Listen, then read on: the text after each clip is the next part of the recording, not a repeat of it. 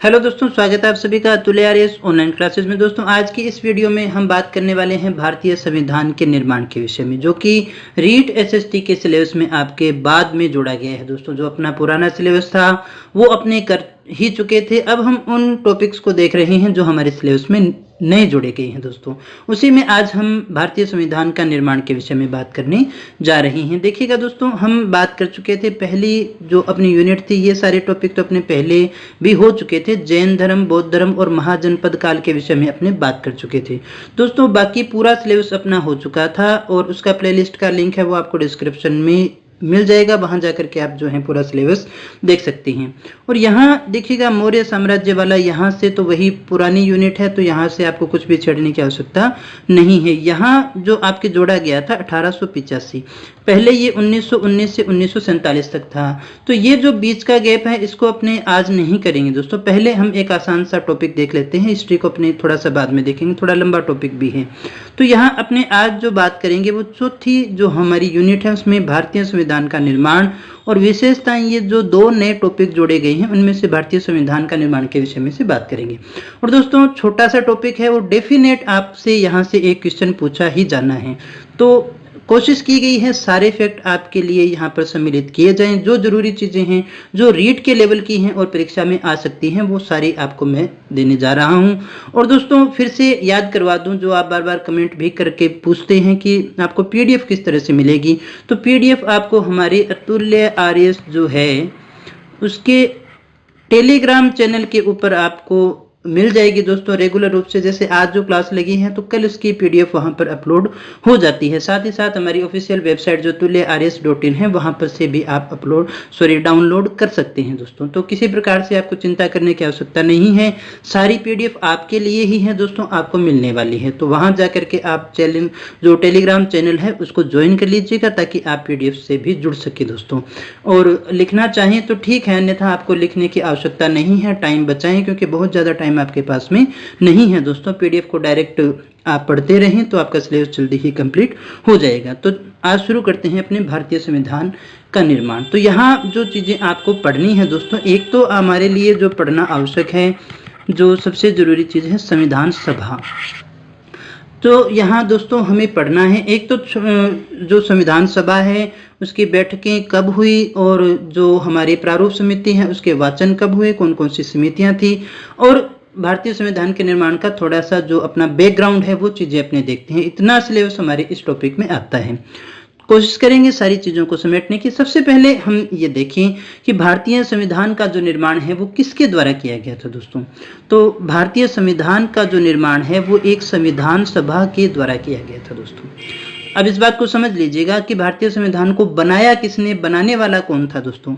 तो भारतीय संविधान का निर्माण करने वाली थी संविधान सभा।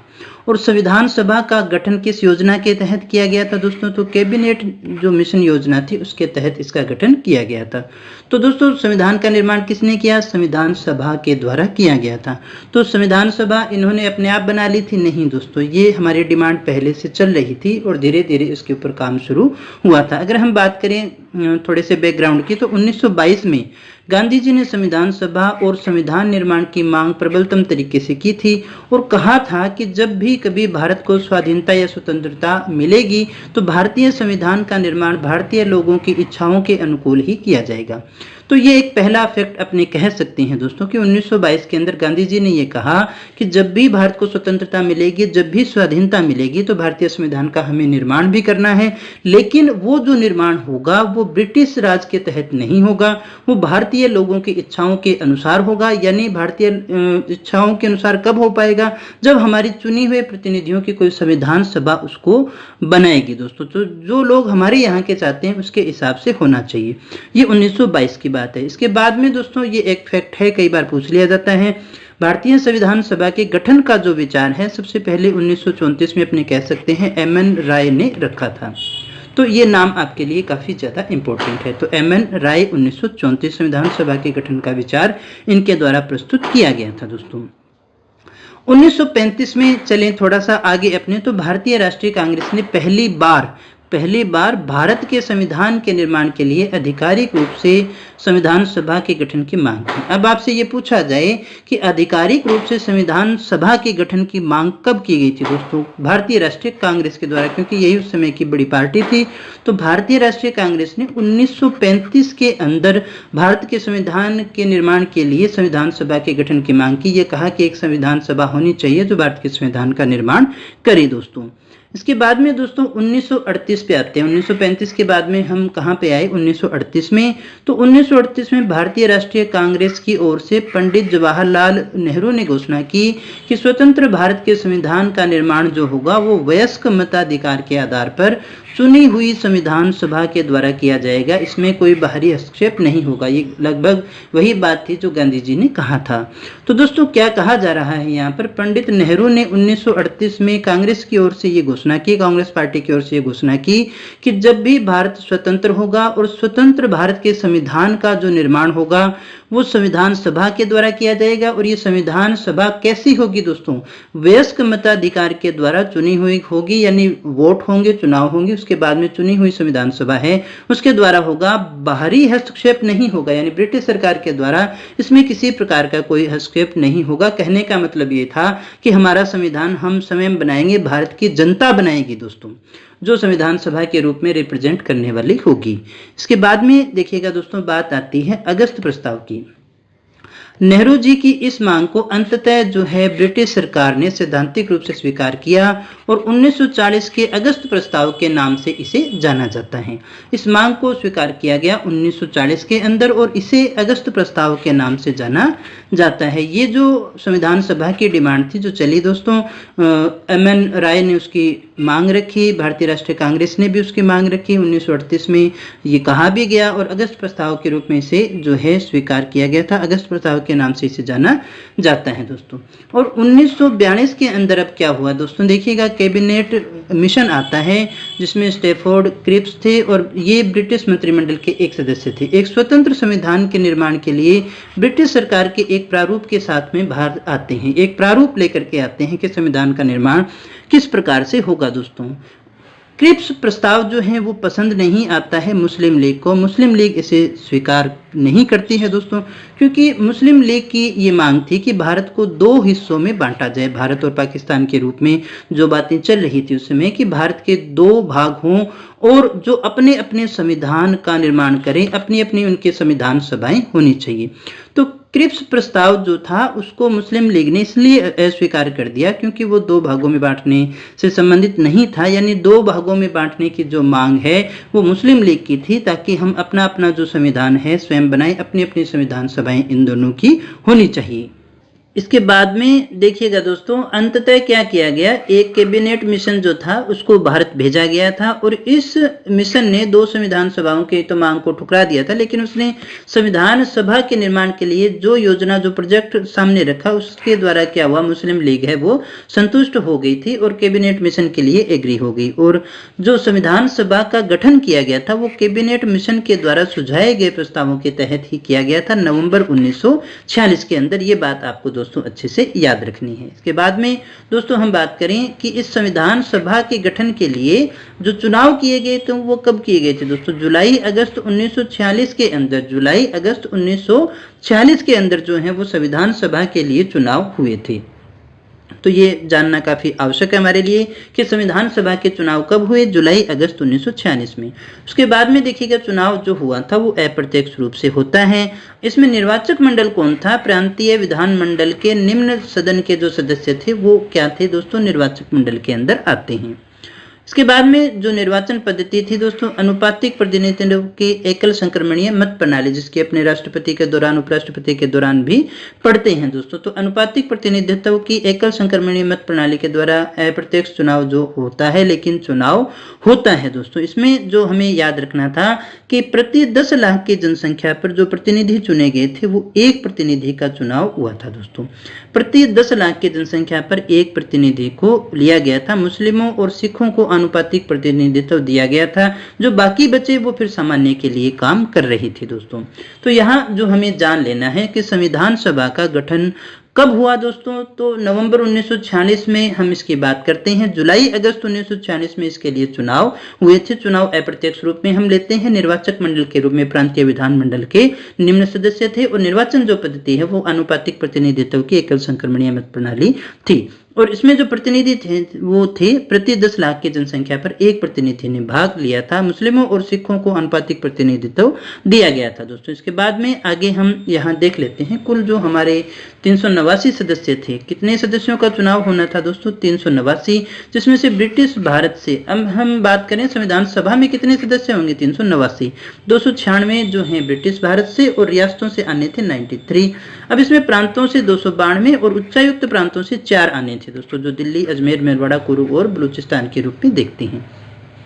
तो ये तो सीधे ही आने थे दोस्तों, तो यहाँ तो कोई बात ही नहीं थी। चुनाव जो होने थे वो इनके लिए होने वाले थे दोस्तों। तो ये सीटें का जो बंटवारा है ये थोड़ा सा आपको अच्छे से याद रखना पड़ेगा, यहाँ से प्रश्न पूछा जा सकता है। अब देखिएगा जो चुनाव हुआ, चुनाव होने के बाद में कांग्रेस से कितने सदस्य चुने गए? 208 सदस्य चुने गए। और मुस्लिम लीग के कितने सदस्य चुने गए थे दोस्तों? 73 सदस्य चुने गए, जो कि बहुत ही कम थे दोस्तों। तो इतने कम सदस्य होने के कारण मुस्लिम लीग ने क्या किया? जब संविधान सभा की बैठक होने लगी तो बैठक से इन्होंने क्या कर दिया? बहिष्कार कर दिया। इन्होंने भाग नहीं लिया दोस्तों, बैठक का बहिष्कार कर दिया। देसी रियासतें थी कुछ, उनमें से भी बहिष्कार हुआ था, जिसमें हैदराबाद को भी अपने लेकर के चलते हैं। हैदराबाद का जो निजाम था उसने भी देखिए बहिष्कार कर दिया था। तो यहाँ आपको याद रखना है कि 208 जो सदस्य हैं वो कांग्रेस से चुने गए थे और मुस्लिम लीग से 73 सदस्य ही चुने गए थे। मुस्लिमों और सिखों के लिए जो आरक्षित सीटें थी उन पर भी कांग्रेस के 3-3 सदस्य निर्वाचित हुए थे, यानी लगभग सभी पर कौन सी आ गई थी? कांग्रेस आ गई थी। अब यहाँ सबसे जरूरी जानने वाला फैक्ट है कि महिला सदस्यों की संख्या यहाँ पर कितनी थी संविधान सभा में? तो महिला सदस्यों की संख्या होगी 15 दोस्तों। भारतीय संविधान के निर्माण के लिए जो संविधान सभा बन रही थी उसमें महिला सदस्यों की संख्या कितनी थी दोस्तों? तो 15 थी। गांधी जी और मोहम्मद अली जिन्ना की बात करें, दोनों ने ही संविधान सभा में भाग नहीं लिया था। काफी इंपॉर्टेंट हमारा क्वेश्चन बनता है। जिन्ना को तो अपने समझ ही गए होंगे, मुस्लिम लीग के कारण इन्होंने भाग नहीं लिया था। संविधान सभा से त्याग पत्र देने वालों में जो थे जयप्रकाश नारायण और तेज बहादुर सप्रू, ये जो थे इन्होंने संविधान सभा से त्याग पत्र दे दिया था दोस्तों। इसके बाद में आगे हम बात करें दोस्तों तो वो आता है हमारा राजस्थान से संबंधित जो सीटें थी उनको याद रखिएगा। जयपुर 3, बीकानेर 1, जोधपुर 2, अलवर 1, उदयपुर 2 और कोटा 1 के रूप में आती है दोस्तों। तो ये राजस्थान से संबंधित थी। बाकी यहाँ जो आपको याद करना है 208 सदस्यों को आप याद रखिएगा। कांग्रेस से, मुस्लिम लीग से 73 थे, तो बहिष्कार करने वाला कौन था? मुस्लिम लीग ही होगा दोस्तों। महिलाओं के सदस्यों की संख्या 15 थी। किसने भाग नहीं लिया? गांधी जी और मोहम्मद अली जिन्ना ने भाग नहीं लिया। त्यागपत्र जयप्रकाश नारायण और तेग बहादुर सप्रू ने दिया था दोस्तों। इसके बाद में आगे बढ़ते हैं दोस्तों। तो संविधान सभा के निर्माण के बाद मुस्लिम लीग ने बहिष्कार किया, ये बात अपने कर चुके हैं। अब हम बात करते हैं जो हमारी सबसे इंपॉर्टेंट बात आती है संविधान सभा के मुख्य चरणों के विषय में। अब जो पहली बैठक हुई थी वो हुई थी 9 दिसंबर 1946 को। पहली जो बैठक होती है वो कब होती है दोस्तों? 9 दिसंबर 1946 को पहली बैठक होती है और इसमें सच्चिदानंद सिन्हा को अस्थायी अध्यक्ष बनाया जाता है। इसके अंदर 207 सदस्यों ने भाग लिया था दोस्तों। कितने सदस्यों ने? 207 इसमें सदस्य थे। और अब बैठक की अध्यक्षता तो किसी न किसी को करनी ही थी, तो सच्चिदानंद सिन्हा जो थे वो सबसे वरिष्ठतम थे, इसलिए इन्हें अस्थायी अध्यक्ष बनाया गया था दोस्तों। ये चीजें याद रखिएगा। पहली बैठक थी, पहली बैठक में अस्थायी अध्यक्ष ही बनेगा और वो कौन बनाए गए थे? सच्चिदानंद सिन्हा बनाए गए थे। क्यों बनाए गए थे? क्योंकि वे सबसे ज्यादा वरिष्ठतम थे। इसके बाद में देखिएगा दूसरी बात आती है अपनी दूसरी बैठक की, तो वो है 11 दिसंबर 1946 को। तो दूसरी बैठक कब हुई दोस्तों? 11 दिसंबर 1946 को। और यहाँ क्या किया गया? जो अस्थायी अध्यक्ष है उसके स्थान पर स्थायी अध्यक्ष का चुनाव हुआ, उसको देखिए निर्वाचित किया गया था और वो थे डॉक्टर राजेंद्र प्रसाद को जो है संविधान सभा का स्थायी अध्यक्ष चुना गया। अध्यक्ष चुना गया दोस्तों। क्या चुना गया था? अध्यक्ष चुना गया। किसको? डॉक्टर राजेंद्र प्रसाद को सर्वसम्मति से अध्यक्ष इनको चुन लिया गया था दूसरी बैठक के अंदर। और यहाँ जो अगली बात याद रखने वाली है, एच.सी. मुखर्जी को उपाध्यक्ष और वी.टी. कृष्णाचारी को दूसरा उपाध्यक्ष, यानी इसमें 2 उपाध्यक्ष भी थे। अध्यक्ष कौन थे? डॉक्टर राजेंद्र प्रसाद, और 2 उपाध्यक्ष थे HC मुखर्जी और VT कृष्णाचारी। दोस्तों ये जो दो थे ये उपाध्यक्ष थे दोस्तों, तो ये भी आपको याद रखना है अच्छे से। फिर हम बात करते हैं इसी में दोस्तों देखिएगा BN राव को संवैधानिक सलाहकार भी नियुक्त किया गया, जिन्होंने संविधान का पहला प्रारूप लिखा था दोस्तों। प्रारूप समिति बनी, प्रारूप समिति ने देखिएगा दोस्तों 60 जो देश थे उनके संविधान से कुछ अंग लिए, वो संविधान सभा को भेजे और अपना एक प्रारूप बनाकर जो हमारी देशी रियासतें और जो प्रांत थे उनके पास में भी भेजा। उनसे फिर एक देखिए ड्राफ्ट बन करके आता है, जिसको प्रारूप समिति जो है उसका ड्राफ्ट तैयार करती है, और जो इस प्रकार से जो है हमारे संविधान का निर्माण होता है। पहला प्रारूप लिखा गया था BN राव जो संवैधानिक सलाहकार थे, इनके द्वारा जो है BN राव के द्वारा पहला प्रारूप लिखा गया था दोस्तों। तो ये बात हमें याद रखनी है, संविधान का पहला प्रारूप किसके द्वारा लिखा गया, BN राव के द्वारा लिखा गया था दोस्तों। तो यहाँ जो हमें चीजें याद रखनी है उसको एक बार फिर से देख लीजिएगा। मुस्लिम लीग ने बहिष्कार किया, हम समझ गए, ये डेट आपको अच्छे से याद रखनी है। पहली बैठक हुई थी 9 दिसंबर 1946 को। पहली बैठक में क्या हुआ दोस्तों, अस्थायी अध्यक्ष बनाया गया, किसको, सच्चिदानंद सिन्हा को। क्यों बनाया गया, क्योंकि वे वरिष्ठतम थे। दूसरी बैठक हुई 11 दिसंबर को, 2 दिन बाद में ही है। अब इसमें अध्यक्ष बना दिए गए कौन, डॉक्टर राजेंद्र प्रसाद, और 2 उपाध्यक्ष बना के दिए गए थे दोस्तों। और BN राव को संवैधानिक सलाहकार नियुक्त किया गया, जिन्होंने संविधान का पहला प्रारूप लिखा था। इसके बाद में दोस्तों 13 दिसंबर को तीसरी बैठक होती है। तीसरी बैठक कब हुई दोस्तों, 13 दिसंबर को होती है। इसमें पंडित जवाहरलाल नेहरू ने उद्देश्य प्रस्ताव को प्रस्तुत किया। अब देखिएगा उद्देश्य प्रस्ताव जो था यही संविधान की मार्गदर्शिका थी, और यही जो है वो संविधान का दर्शन भी था। अब उद्देश्य प्रस्ताव क्या था दोस्तों, तो ये आपको याद होगा, ये जो हमारी प्रस्तावना है सारी बातें उसमें वहीं से आती हैं। तो इसी के साथ जो है हमारा संविधान निर्माण का जो कार्यक्रम है वो प्रारंभ होता है। यानी जो प्रस्तावना थी वही क्या था, हमारा उद्देश्य प्रस्ताव था। वही सारी अच्छी अच्छी बातें जो हैं जो प्रस्तावना में है वही इसमें भी कही गई थी दोस्तों। तो ज़्यादा परेशान होने की आवश्यकता नहीं है, लेकिन फिर भी हम देख लेते हैं उद्देश्य प्रस्ताव के महत्वपूर्ण बिंदु कौन कौन से थे। इसमें क्या कहा गया, स्वतंत्र संप्रभु भारतीय गणराज्य के लिए संविधान बनाना होगा। स्वतंत्र भारतीय संघ में निम्न क्षेत्रों को शामिल किया जाएगा। ये 4 प्रकार के क्षेत्र हैं जिन्हें स्वतंत्र भारतीय संघ में शामिल किया जाएगा। ब्रिटिश भारत के क्षेत्र, भारतीय राज्यों के क्षेत्र, अन्य भारतीय क्षेत्र या ऐसे क्षेत्र जो स्वेच्छा से भारतीय संघ में मिलना चाहे उन्हें शामिल किया जाएगा। एक तो संप्रभु बनाया जाएगा, यही हम प्रस्तावना में भी देखते हैं। भारतीय संघ में राज्यों को स्वायत्ता हो और अवशिष्ट शक्तियां जो हैं वो केंद्र के पास में होनी चाहिए। ये उद्देश्य प्रस्ताव के अपने महत्वपूर्ण बिंदु जो है वो देख रहे हैं। भारतीय संघ में राज्यों को स्वायत्ता होनी चाहिए और अवशिष्ट शक्तियां किसके पास में होनी चाहिए दोस्तों, केंद्र के पास में होनी चाहिए। संप्रभुता व शासन की समस्त शक्तियां जनता में हो, यहाँ से जो बात निकल करके आती है दोस्तों वो आती है लोकतंत्र की। तो यहाँ पर लोकतंत्र की बात हो रही है। संप्रभुता व शासन की समस्त शक्तियां किसमें निहित होनी चाहिए, जनता में निहित होनी चाहिए। आगे देखें 5वां जो हमारा पॉइंट आता है, नागरिकों को सामाजिक, आर्थिक, राजनीतिक न्याय, प्रतिष्ठा, अवसर, विधि के समता, विश्वास, धर्म की उपासना।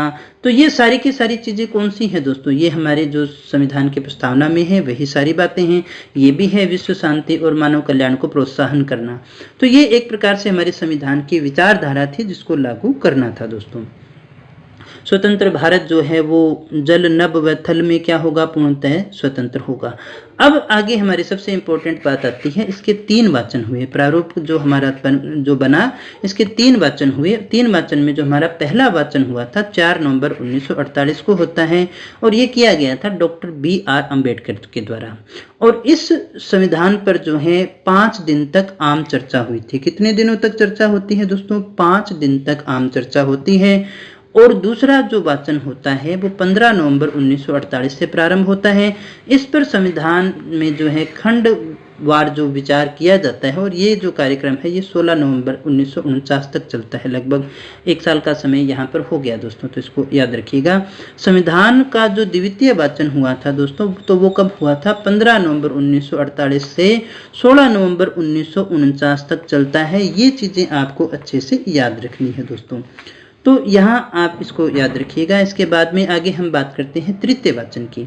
तीसरा वाचन जो होता है दोस्तों वो हमारा होता है 17 नवंबर 1949 से डॉक्टर BR अम्बेडकर के the constitution as settled by the assembly be passed प्रस्ताव के साथ आरंभ होता है। इस पर विचार के बाद 26 नवंबर 1949 को संविधान सभा द्वारा पारित घोषित कर दिया जाता है। तो यहाँ प्रथम वाचन 4 नवंबर 1948 को होता है, जो 5 दिनों तक इस पर चर्चा होती है। द्वितीय वाचन जो है 15 नवंबर 1948 से प्रारंभ होता है, इस पर खंडवार विचार किया जाता है। तृतीय वाचन जो होता है 17 नवंबर 1949 से होता है और 26 जनवरी 1949 को जो है इसे पास कर दिया जाता है, जो प्रारूप है उसे पास कर दिया जाता है दोस्तों। तो इस दिन जो संविधान हमारा बनता है, इस पर कितने लोगों ने हस्ताक्षर किए थे? 284 सदस्यों के द्वारा इसके ऊपर हस्ताक्षर किए जाते हैं और 15 जो अनुच्छेद थे वो 26 नवंबर से ही लागू कर दिए गए थे दोस्तों। और शेष बचा जो भारतीय संविधान है वो 26 जनवरी 1950 को लागू हुआ। अंगीकृत कब किया था दोस्तों? 26 नवंबर 1949 को हमने 15 लागू कर दिए थे दोस्तों, और शेष जो बचा था वो सारा का सारा 26 जनवरी 1950 को होता है। तो भारतीय संविधान जो है वो लागू कब हुआ? 26 जनवरी 1950 को। और अंगीकृत कब किया गया था दोस्तों? तो 26 नवंबर 1949 को। जब ऑप्शन में दोनों चीजें आती हैं तो हम उसको ध्यान से नहीं पढ़ पाते, इसीलिए हमारा क्वेश्चन गलत हो जाता है। प्रारूप समिति के सदस्य थे डॉक्टर भीमराव अंबेडकर, एन गोपाल स्वामी अय्यर, लादी कृष्णा स्वामी अय्यर और के.एम. मुंशी थे। प्रारूप समिति हमारे लिए काफी ज्यादा इंपॉर्टेंट है। प्रारूप समिति के अध्यक्ष कौन थे दोस्तों? डॉक्टर भीमराव अंबेडकर। तो आगे देखिएगा, संविधान सभा जो थी 15 अगस्त 1947 के बाद में उसका क्या होता है ये हमें देख लेना है। संविधान सभा का 15 अगस्त 1947 के बाद में क्या होता है? संविधान सभा अब एक संप्रभु संस्था बन जाती है, क्योंकि अब ये कैबिनेट मिशन की सिफारिशों से स्वतंत्र हो गई थी दोस्तों। और यहाँ अब इसके ऊपर किसी प्रकार का कोई ब्रिटिश दबाव भी नहीं था। संविधान सभा की देखिए दोहरी भूमिका थी, ये आपको समझ लेना होगा। 2 काम उसको करने पड़ रहे थे संविधान सभा का। जब एक तो था वो संविधान सभा का निर्माण करना, यानी संविधान सभा की भूमिका के रूप में इस समय अध्यक्षता जो करते थे वो डॉक्टर राजेंद्र प्रसाद करते थे। दूसरा इसका काम था विधानमंडल या संसद के रूप में, जो संसद अपना विधान बनाती है आज चल रही है उस रूप में भी वो काम कर रही थी। और इसके तहत वो क्या करती थी? विधि का निर्माण करती थी। जब संसद के रूप में कार्य करती थी तो अध्यक्षता करते थे जी.बी. मावलंकर, और जब वो संविधान सभा के रूप में काम करती थी तो उसकी अध्यक्षता करते थे डॉक्टर राजेंद्र प्रसाद। इस बात को हमें समझ लेना होगा। अब जो है इसके सदस्यों की संख्या 389 से घटकर कितनी रह गई थी दोस्तों? 299 रह गई, क्योंकि जो बाकी थे वो कहाँ चले गए दोस्तों? वो पाकिस्तान में चले गए थे दोस्तों। तो शेष कहाँ चले गए? पाकिस्तान में चले गए, पाकिस्तान का हिस्सा बन गया था दोस्तों। ब्रिटिश भारत में 229 सीटें थी और रियासतों की कितनी रह गई थी दोस्तों? 70 सीटें जो है हमारी देशी रियासतों से संबंधित थी। इसके अलावा कुछ इंपॉर्टेंट फैक्ट है, उनको भी देख लेते हैं। 22 जुलाई 1947 को हमारे राष्ट्रीय ध्वज को मान्यता दी गई थी। कब दी गई थी दोस्तों? 22 जुलाई 1947 को। इसी के साथ 24 जनवरी 1950 को राष्ट्रगान और राष्ट्रगीत को भी मान्यता दी गई थी। राष्ट्रगान और राष्ट्रगीत को 24 जनवरी 1950 को जो है मान्यता दी गई थी। डॉक्टर राजेंद्र प्रसाद को ही देखिए भारत का पहला राष्ट्रपति निर्वाचित किया गया था। इसी दिन संविधान सभा की अंतिम बैठक भी थी दोस्तों। 24 जनवरी की बात कर रहे हैं। और इसी समय संविधान सभा ने स्वयं को भंग कर दिया था। उस संविधान सभा का जो है काम यहीं तक था, क्योंकि ये पूरा हो चुका था दोस्तों, राष्ट्रपति भी बनाए जा चुके थे। इसके बाद भी यह संसद के रूप में कार्य करती रही 1952 में। लेकिन संविधान सभा में हमने देखा ना, 2 काम कर रही थी वो। एक तो संविधान निर्माण के लिए, दूसरा संसद के रूप में कार्य कर रही थी। तो संसद के रूप में 1952 तक कार्य करती रही, जब तक कि नई संसद का गठन हमारा नहीं हो जाता है दोस्तों। तो दोस्तों ये था हमारा टॉपिक जो भारतीय संविधान का निर्माण से संबंधित था। जो जरूरी फैक्ट थे इतने ही हैं दोस्तों। आपके काम के रीड के लेवल की दृष्टि से देखें तो इतने में से आपके प्रश्न आ जाते हैं। कुछ और अगर आपके इस तरह के प्रश्न बचेंगे तो वो आपको प्रश्नोत्तर में भी दे दिए जाएंगे, जो फैक्ट आपके लिए जानने आवश्यक होंगे। इनकी PDF मैं आपको फिर बता देता हूँ, आपको टेलीग्राम चैनल पर मिल जाएगी, वहाँ से आप डाउनलोड करके पढ़ सकते हैं। तो दोस्तों क्लास अच्छी लगी हो तो इसे दोस्तों के साथ में शेयर करना मत भूलना। मिलते हैं नेक्स्ट वीडियो में, तब तक बने रहे हमारे साथ। Thank you very much.